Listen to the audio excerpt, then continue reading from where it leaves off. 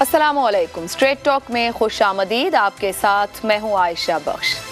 9 मई के बाद house of cards साबित होने वाली पाकिस्तान तहरीक इंसाफ में इस वक्त अगर सेकंड टियर लीडरशिप की बात की जाए तो एक नाम भी ऐसा नजर नहीं आएगा जो इस वक्त चेयरमैन पीटीआई के 9 मई वाले मौकिफ के साथ खड़ा दिखाई दे। असद उमर ने पीटीआई के ओहदे तो छोड़ दिए मगर बाकायदा तौर पर पार्टी नहीं छोड़ी। असद उमर ने चंद दिन पहले एक इंटरव्यू में यह दावा किया कि वो चेयरमैन पीटीआई की टकराव की पॉलिसी से इत्तेफाक नहीं करते, इसलिए ओहदा छोड़ा है। असद उमर के मुताबिक 2018 के इंतखाबात में पीटीआई ने 1 करोड़ 68 लाख वोट लिए तो पीडीएम ने 2.25 करोड़ वोट लिए, इसलिए ये नहीं कह सकते कि 2.25 करोड़ वोट लेने वालों से सियासी बात नहीं हो सकती। इस वक्त मुल्क जिस नहज पर पहुंच चुका है, सबको 2 कदम पीछे हटना पड़ेगा, अपनी पोजीशन पर कॉम्प्रोमाइज करके हल निकालना पड़ेगा, वरना मुल्क तबाही की तरफ जा रहा है। असद उमर का कहना था कि वो टकराव की स्ट्रेटेजी से मुत्तफिक नहीं थे। चेयरमैन पीटीआई जो मर्जी स्ट्रेटेजी अपनाए वो इत्तफाक नहीं करते। असद उमर ने तो फिर भी अपने ओहदे छोड़ दिए मगर शाह महमूद कुरैशी तो अभी भी पीटीआई के ओहदेदार हैं। चेयरमैन पीटीआई के साथ मुलाकात के बाद शाह महमूद कुरैशी के करीबी जराये के मुताबिक कुरैशी ने चेयरमैन पीटीआई को समझाया कि वो वक्ती तौर पर पीछे हट जाएं, बैरून मुल्क चले जाएं या अगर बैरून मुल्क नहीं जाना तो यहाँ ही रहें मगर लबकुशाई बंद कर दें। पीटीआई के दूसरे लीडर्स को मामलात तय कर लेने दें, माफी तलाफी हो लेने दें। जब सब कुछ ठीक हो जाएगा तो वो वापस तहरीक इंसाफ को संभाल लें। शाह महमूद कुरैशी के जराये के मुताबिक जो रिटायर लोग चेयरमैन पीटीआई को गुमराह कर रहे हैं, इन हालात में वो उनकी कोई मदद नहीं कर सकते। ऐसे में सवाल जन्म लेना फित्री है कि चेयरमैन पीटीआई नविश्ता दीवार क्यों नहीं पढ़ पा रहे। उन पर जानिसार करने का दावा करने वाले लीडर्स ने भी उनका साथ छोड़ दिया। अब वो ऐसे रहनुमाओं की बात मानने को तैयार क्यों नहीं हो रहे जो अभी भी तूफान में घिरी इसी कश्ती के ही सवार हैं। इसी मामले पर गुफ्तगू करेंगे कि मुस्तकबिल आखिर है क्या, मामलात सुलझेंगे या मजीद उलझाव की जानिब बढ़ेंगे। पैनल में हमारे साथ हैं ज़ैगम खान, शहजाद चौधरी, ईसार राना और अबसार आलम। आप चारों का बहुत शुक्रिया। प्रोग्राम का पहला सवाल आप सबके लिए। चेयरमैन पीटीआई साथियों की बात मानने से इनकारी, अपने अलावा किसी पर भरोसा क्यों नहीं? शहजाद चौधरी साहब, आखिर मामला है क्या? अगर हालात इसी ढप पर आगे बढ़ते रहे, चेयरमैन पीटीआई किसी पर भरोसा क्यों नहीं कर पा रहे और अगर इसी तरह खड़े रहे जिस तरह वो इस वक्त हैं सियासी तौर पर तन्हा, तो फिर उनका मुस्तकबिल क्या होगा? अच्छा, पीटीआई के देखिए, माफ कीजिएगा, पीटीआई में अगर किसी को कसूरवार ठहराया जाएगा तो सबसे पहले मेरी नज़र में ये जो चेयरमैन पीटीआई के जो भी साथी थे और खास तौर पर उसमें मैं उमर को शामिल करता हूं और किसी हद तक शाह महमूद कुरैशी को, कि इन लोगों ने उस वक्त जब ज़ैगम खान साहब, आप मुझे सुन सकते हैं? जी, मैं सुन सकता हूं। ठीक है ज़ैगम साहब, यही बात है चेयरमैन पीटीआई, क्योंकि सवाल ये कि वो अपने किसी भी साथी की बात मानने या सुनने को तैयार नहीं है। सिर्फ भरोसा है तो अपनी जात पर, दीगर पर भरोसा क्यों नहीं? और क्या इस सियासी तन्हाई के जिम्मेदार चेयरमैन पीटीआई खुद हैं?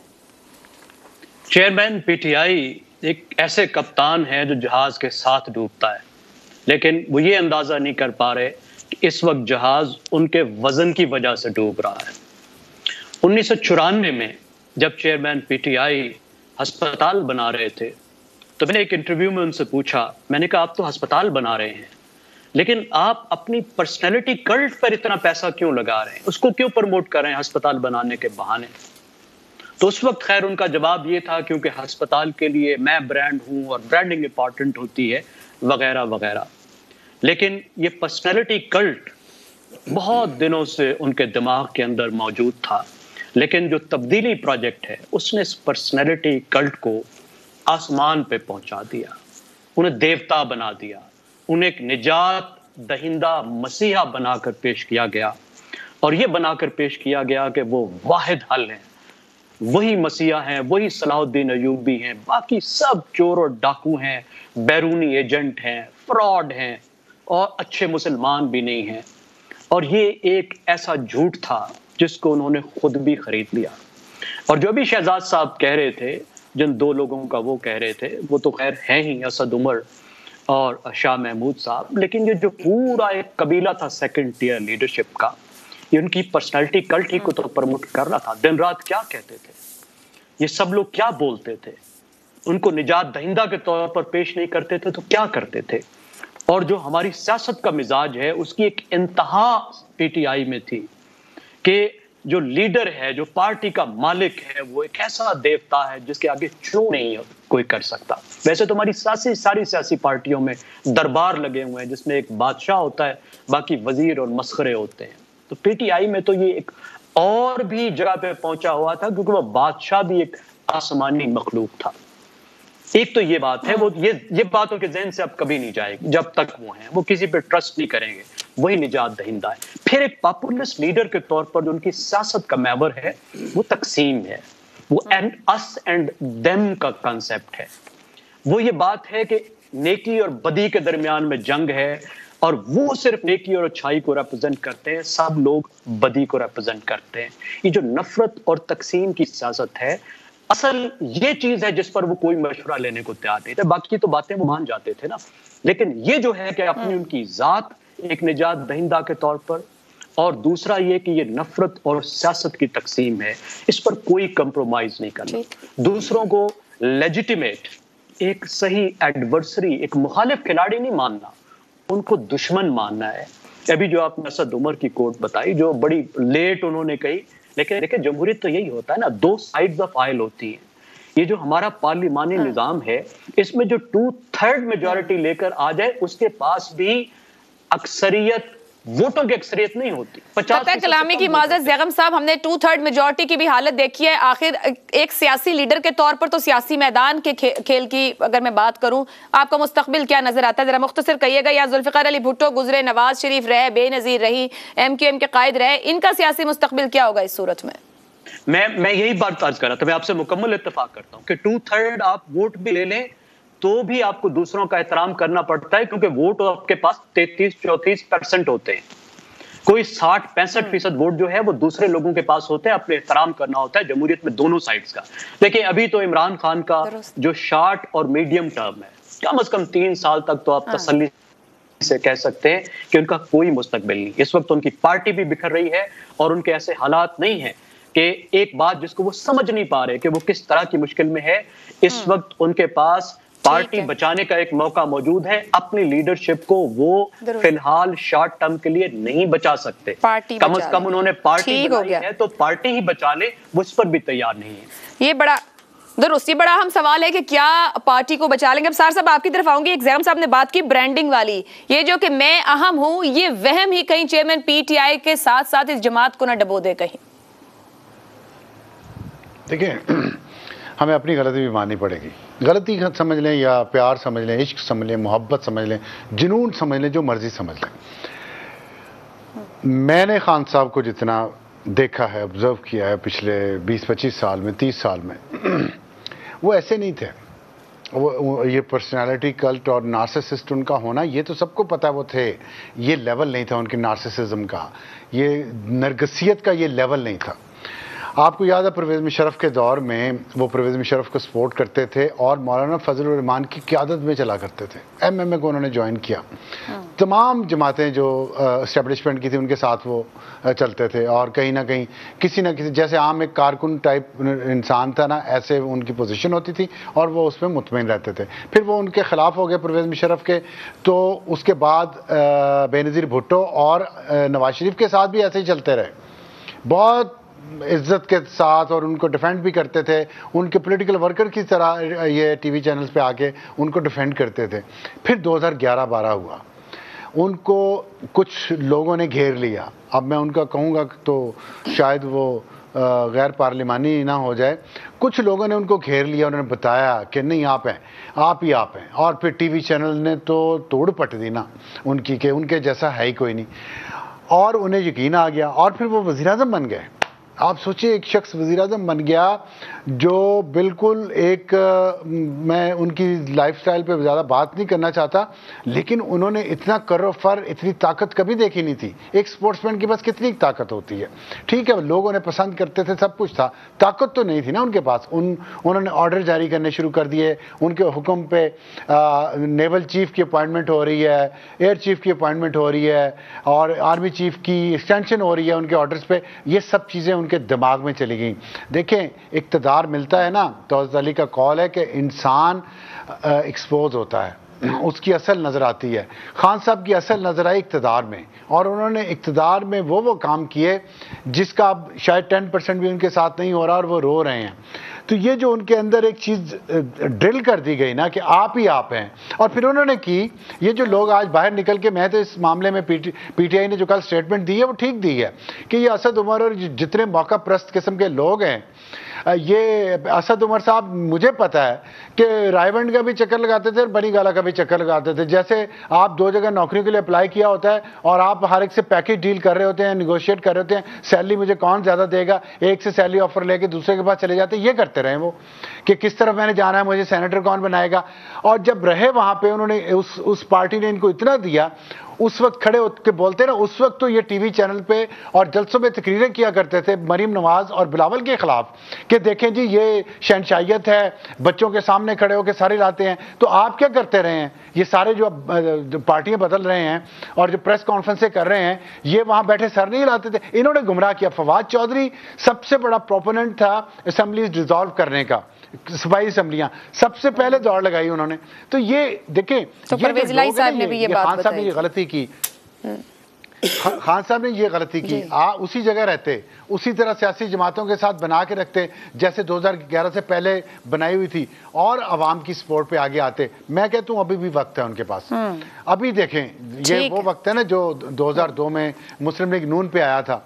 देखें आप, 1,75,00,000 वोट शायद उन्हें मिले थे, अगर मैं सही हूं तो, नहीं सही तो सही कर दें मुझे। 2018 के 1,68,00,000। अभी देखें 2023 में इलेक्शन हो रहे हैं, पीटीआई के 1,68,00,000। अभी देखें उनको और कितने वोट पड़ते हैं, वो उनकी असल स्ट्रेंथ होगी। वहां से आगे ले जाना है।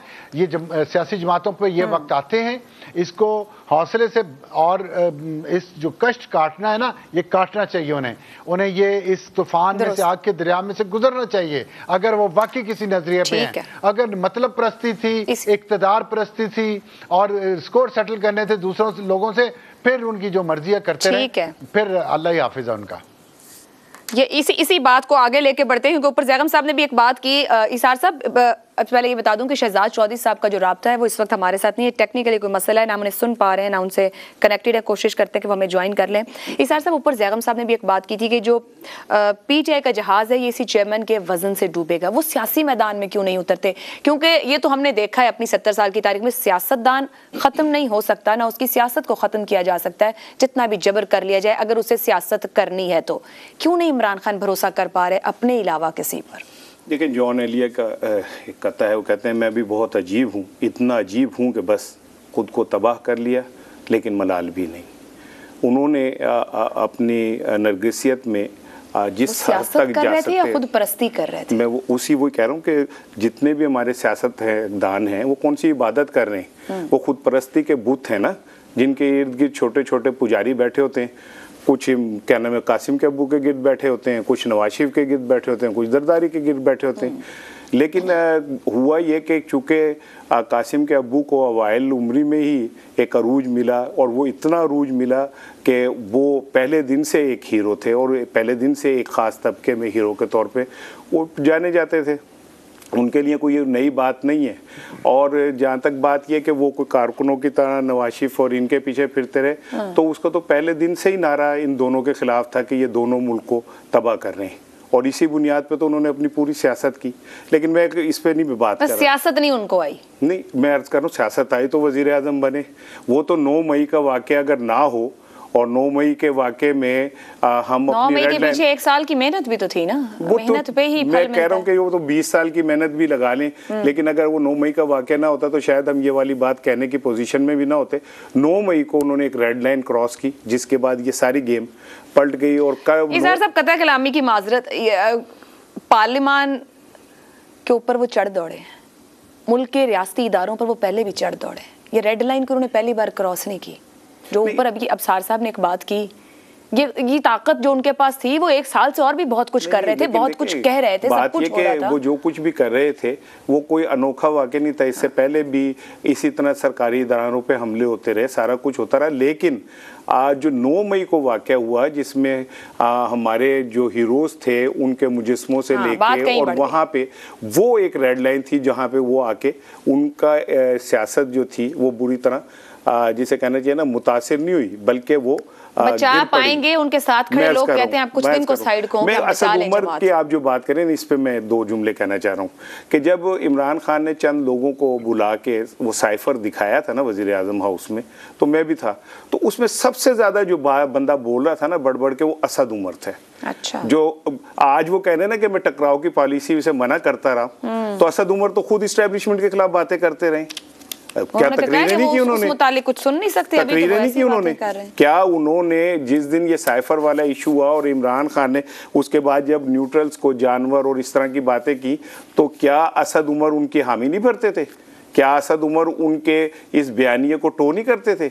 तो अगर उनको वाकई इतना असूली इख्तलाफ था तो तब उन्हें ये चाहिए था कि वो इस इख्तलाफ का इजहार करते और राहें जुदा करते। असद उमर की सियासत बच गई क्या पीटीआई में? मैं कह रहा हूँ कि जब जहाज डूबता है ना तो चूहे सबसे पहले छलांग मारते हैं। ये वो चूहे छोटे छोटे जो जहाज के कोने खुदरों में बैठे होते हैं, अपने मर्जी का थोड़ा थोड़ा अनाज खा रहे होते हैं, और जब इन्हें यकीन होता है कि ये जहाज डूब जाएगा तो छलांगे मार देते हैं।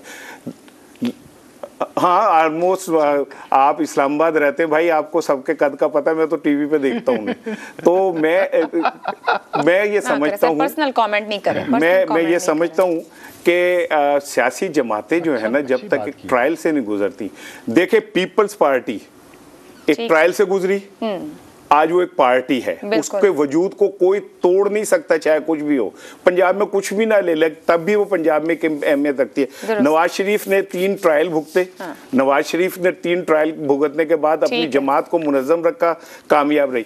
अब ये पीटीआई का इम्तहान है। हाँ, ये मैं समझता हूँ कि उन्हें माफी तलाफी करनी चाहिए, गलतियां हुई हैं, उसके को बचा लेंगे अपनी जमात को अपने इस बोझ से या नहीं? आई होप सो कि मैंने तो जो माजी से सीखा है उसमें यही सीखा है कि जो सरवाइव कर जाए थोड़ा सा बैकफुट पे जाके। सार साहब तारीख की बात कर रहे हैं कि उनकी सीख है, देखना यह है कि पीटीआई की सीख क्या होगी। आने वाले दिन ये बताएंगे। आगे बढ़ेंगे दूसरे मामले की जानिब, जो कि आईएमएफ और पाकिस्तान के माशी हालात।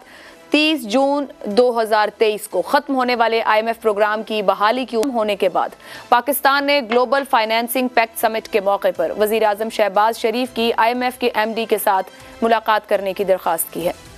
अगर ये दरखास्त मुस्तरद कर दी जाती है तो फिर $6.7 बिलियन का तौसीफ फंड सहूलत के तहत आईएमएफ प्रोग्राम को बहाल करने का कोई इम्कान नहीं रहेगा। ताहम अगर मीटिंग होती है और इसमें कोई मुस्बत पेशरफ्त होती है तो प्रोग्राम की बहाली के इम्कानात रोशन हो सकते हैं। आईएमएफ प्रोग्राम के तहत जेर इल्तिवा नवा जायजा नवंबर 2022 के बाद से खटाई में पड़ा हुआ है। आईएमएफ ने अपने जायजा मिशन 31 जनवरी को भेजा, लेकिन स्टाफ लेवल एग्रीमेंट पर दस्तखत नहीं हो सके थे। वजीर खजाना इसहाक डार ने इत्तफाक़ी राय पैदा करने के लिए अप्रैल में आईएमएफ के आला हुक्काम से वर्चुअल मीटिंग्स की थी, लेकिन दोनों फरीकों के दरमियान बर्फ पिघल नहीं सकी। इसके बाद वजीर आजम ने आईएमएफ के एमडी से टेलीफोनिक राब्ता किया, तात्तुल का शिकार प्रोग्राम की बहाली के उमूर पर तबादला ख्याल किया, ताहम इसका भी कोई नतीजा नहीं निकला। आईएमएफ की resident chief Esther Perez Royce ने बजट 2023-24 पर तनकीद करते हुए बयान जारी किया था। वजारत खजाना ने भी अपने रद्द अमल में ये कहा, लेकिन दोनों फरीकों ने ज़ेर इल्तवा नवे जायजे के अख्तिताम तक मसरूफ रहने का अज़्म जाहिर किया। अब जाकर वजीर खजाना इसहाक डार ने बरतानिया के वजीर मुमलिकत बराए खारजा Commonwealth and Development Office Andrew Mitchell से वर्चुअल मीटिंग की है। इत्तलात के मुताबिक वजीर खजाना सेनेटर इसहाक डार ने आईएमएफ से कर्ज प्रोग्राम की बहाली के लिए बरतानवी हाई कमिश्नर से भी मदद तलब कर ली है। हर तरफ हाथ पैर अब चलाने शुरू किए हैं। जराए के मुताबिक बरतानवी हाई कमिश्नर ने वजीर खजाना को आईएमएफ से मुआहदे के लिए ताउन की यकीन दहानी करा दी है। बरतानवी सफीर आईएमएफ से प्रोग्राम बहाली के लिए बातचीत करेंगे। आईएमएफ से मुज़ाकरात कामयाब ना होने के बाद वजीर खजाना मुख्तलिफ मुल्कों के सफीरों से मुलाकातें कर चुके हैं। वजीर खजाना की सिफारिश पर मुख्तलिफ ममालिक के सफीर भी आईएमएफ से बातचीत करेंगे। क्या इसहाक डार की 11th आवर में आईएमएफ को मनाने की कोशिशें कामयाब हो जाएंगी? क्या इसहाक डार ताखीर कर चुके मामलात को संभालने और खुद के संभलने में इसी पर गुफ्तगू करेंगे? सवाल पैनल के लिए इस तरह से। सितंबर 2022 से IMF को आंखें दिखाने वाले वजीर खजाना अब IMF की मिन्नत समाजत पर क्यों उतर आए? क्या पुलों के नीचे बहुत सा पानी गुजर गया है? इसी पर गुफ्तगू करेंगे हम, लेकिन एक ब्रेक के बाद। स्ट्रेट टॉक में आपको खुशामदीद कहेंगे। हमारा सवाल पैनल से अब इस तरह से है, सितंबर 2022 से IMF को आंखें दिखाने वाले वजीर खजाना अब IMF की मिन्नत समाजत पर क्यों उतर आए? ज़ैगम साहब, क्या वजह बनी मामलात हाथ से निकल गए, वरना तो प्लान बी का भी बहुत जिक्र करते रहे। मेरा ख्याल है हमें तो एडमायर करना चाहिए, दाद देनी चाहिए, तारीफें करनी चाहिए, जुलूस निकालने चाहिए कि एक ऐसा गरीब मुल्क जिसके पास $4 बिलियन के रिजर्व भी नहीं है, और इनफैक्ट रिजर्व माइनस में है, क्योंकि जो रिजर्व पड़े हैं वो भी मांगे के हैं, और जो रिजर्व में पैसे डाले थे मांग के वो भी हम खर्च कर चुके हैं। वो IMF को धमकियां भी दे रहा है, और कामयाब धमकियां दे रहा है, ऐसी जबरदस्त धमकियां कि IMF को भगा दिया। अब तो मिन्नत समाजत का फायदा नहीं है, क्योंकि इस वक्त कोई मौजज़ा ही मौजूदा IMF के प्रोग्राम को बचा सकता है। इतना कम वक्त है कि इसमें आप स्टाफ रिव्यू भी हो जाए, उसके बाद बोर्ड भी उसको रिव्यू कर दे, ये पॉसिबल नहीं रहा। कोई बहुत ही मौजज़ाती बात हो तो हो जाए। और इस वक्त अगर आप देखें, नतीजा ये निकला है कि पाकिस्तान के जो इशारिये हैं, वो महंगाई हो, वो हमारी क्रेडिट रेटिंग हो, वो स्टॉक मार्केट की सूरत हाल हो, वो पहले ही डिफॉल्ट के लेवल पर पहुंच चुकी है।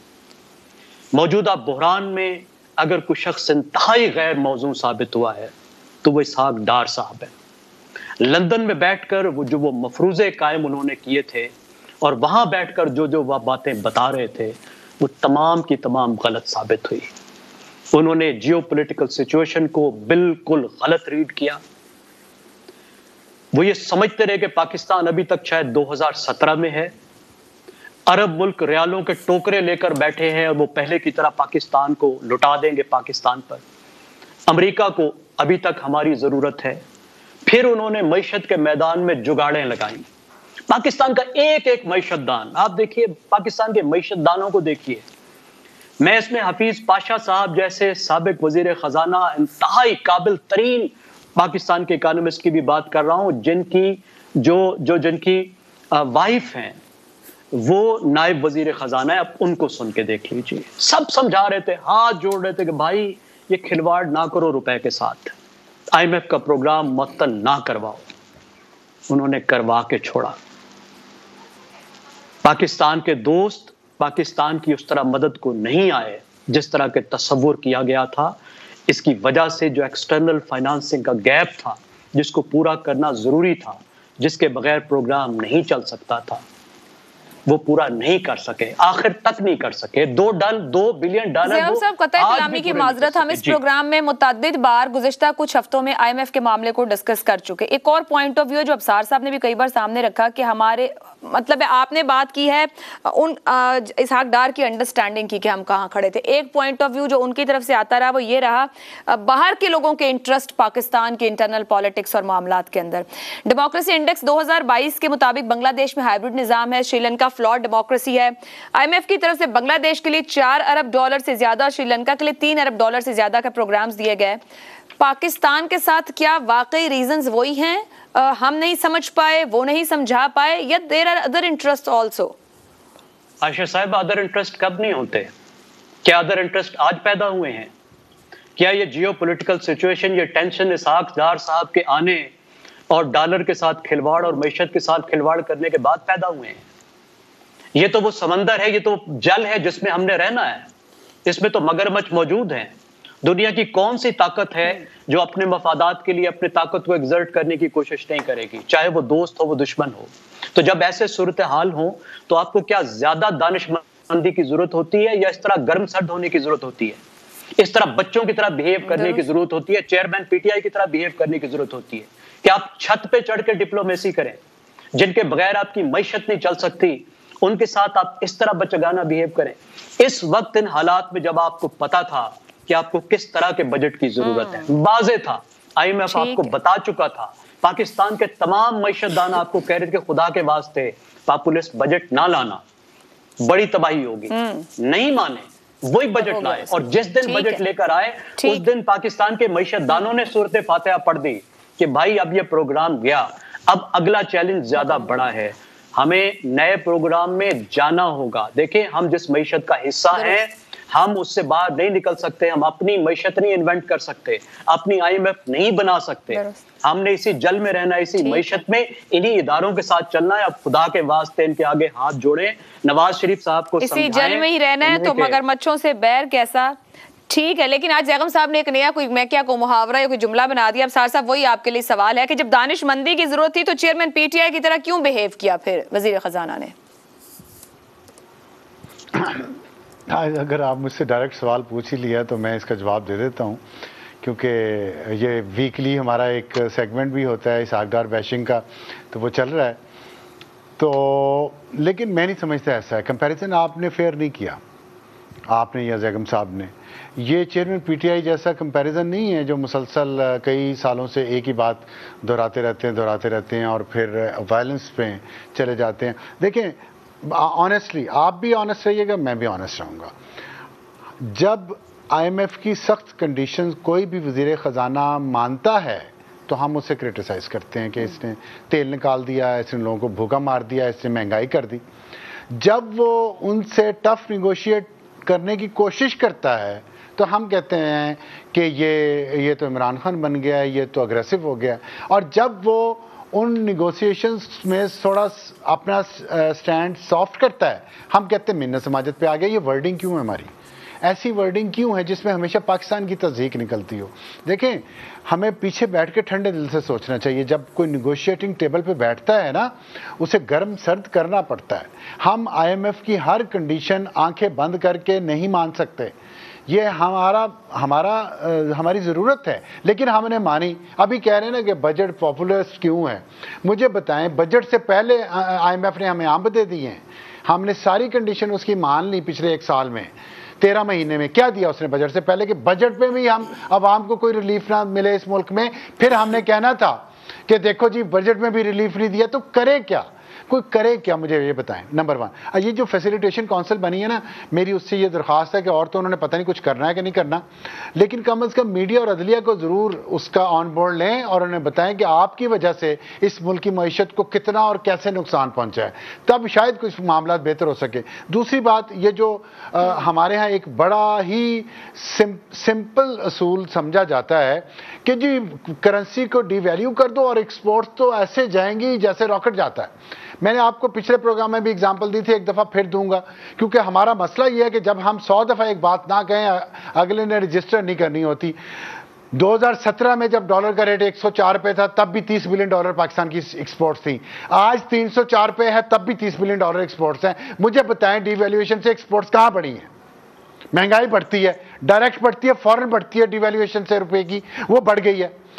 किसी को ये क्या रॉकेट साइंस है जो किसी को समझ नहीं आती कि IMF की जो तजावीज़ है वो ज़रूरी नहीं है कि वो नुस्खा कीमिया हो हमेशा हमारे लिए, उसमें बहुत सारे प्रॉब्लम्स होते हैं हमें अपने। और फिर हमारा एक बहुत बड़ा प्रॉब्लम जो है, हम पता है डिफ़ॉल्ट क्यों नहीं होते। आप लोग लगे नहीं डिफ़ॉल्ट हो जाएगा पाकिस्तान नहीं डिफ़ॉल्ट होगा, चाहे डॉलर जितने भी रह जाए। वजह क्या है?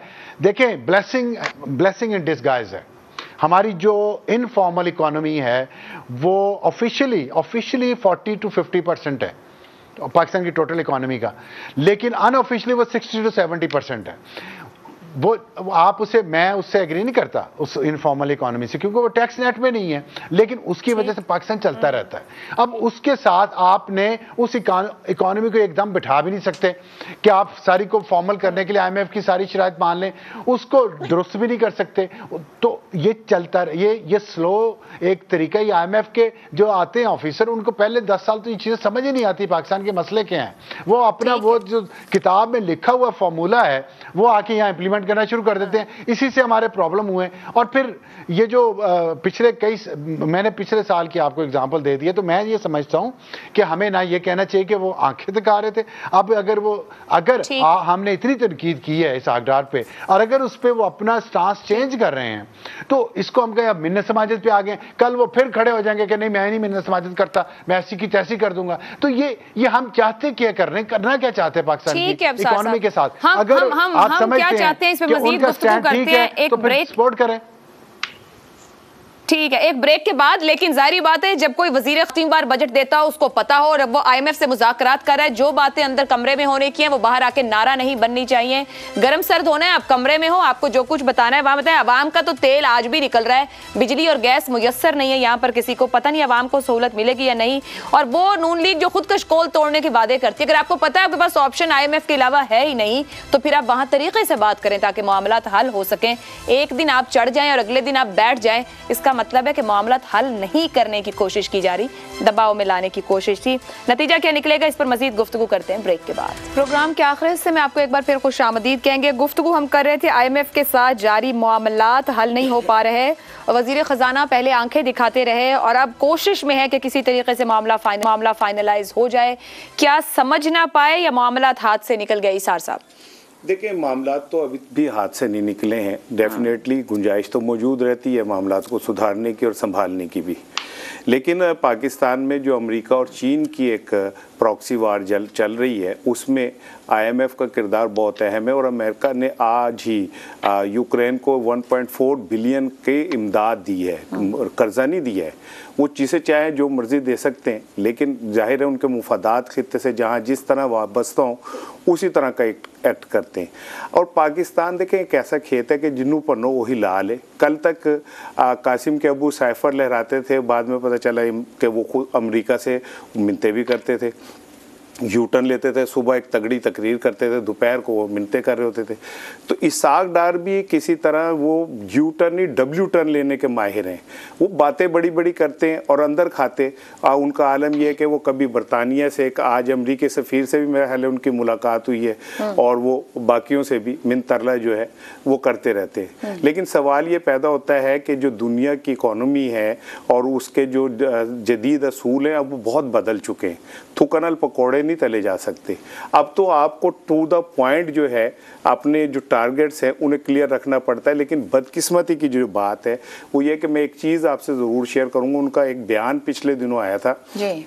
उन्होंने कहा था कि हमें किसी चीज़ का डर नहीं है, हमारे पास खरबों रुपए के असासे मौजूद हैं। वो एक नशेई से किसी ने पूछा तू बड़ा बेफिक्र फिर रहा है, कहता कोई नहीं, मुश्किल पे थे गुर्दे बेच देंगे। तो आप जो कुछ कहना चाह रहे हैं, ठीक है ना, वो क्या कहना चाह रहे हैं, क्या बताना चाह रहे हैं? क्या वो हम इस तरफ जाएंगे या हम इस तरह की कोई हरकत करेंगे? मैं ये समझता हूँ कि 7 बार 8 बार आप वजीर ख़जाना बन जाएं, जिसकी कंपार्ड आनी होती है वो पहले दिन से लेकर लोग 10-10 साल तक मैट्रिक नहीं कर पाते। इसाक डार साहब जैसे जो लोग हैं, जो आल इन द फैमिली, शहबाज शरीफ साहब ने कहा कि वो मेहनत करके उनकी सेहत जो है वो तबाह हो गई, उनके खिलाफ जो बातें करते हैं उनकी पार्टी में कोई गुंजाइश नहीं है। तो फिर इसका मतलब क्लियर ही है कि चाहे दुनिया इधर की उधर हो जाए, जो कूड़ा में वो कूड़ा में रहता है और वो गज वज के करेगा। मामला तभी भी हल हो सकते हैं। जी बिल्कुल हो सकते हैं। जी ज़ैनब साहब, आप कुछ कमेंट करना चाह रहे हैं? मैं दोबारा से अर्ज करना चाहूंगा, कोई ये नहीं चाहता कि उसकी करेंसी, उसके मुल्क की करेंसी डिवैल्यू हो। हर शहरी की ये ख्वाहिश होती है, हर हुकूमत की होती है। बदकिस्मती से सिर्फ एक तरीका है करेंसी को डिफेंड करने का। इसके लफ्ज यूज करते हैं, करेंसी को डिफेंड करना। करेंसी मार्केट में एक्सचेंजेबल कमोडिटी है आज के दौर में, और जब एक्सचेंज कोई चीज होती है तो उसको कंट्रोल करने का सिर्फ ये तरीका होता है कि आपके पास फालतू डॉलर पड़े हैं रिजर्व में, आप डॉलर निकाल के मार्केट में फेंकें तो आपकी करेंसी कम मजबूत हो जाएगी, क्योंकि डॉलर का मार्केट में ज्यादा हो जाएंगे।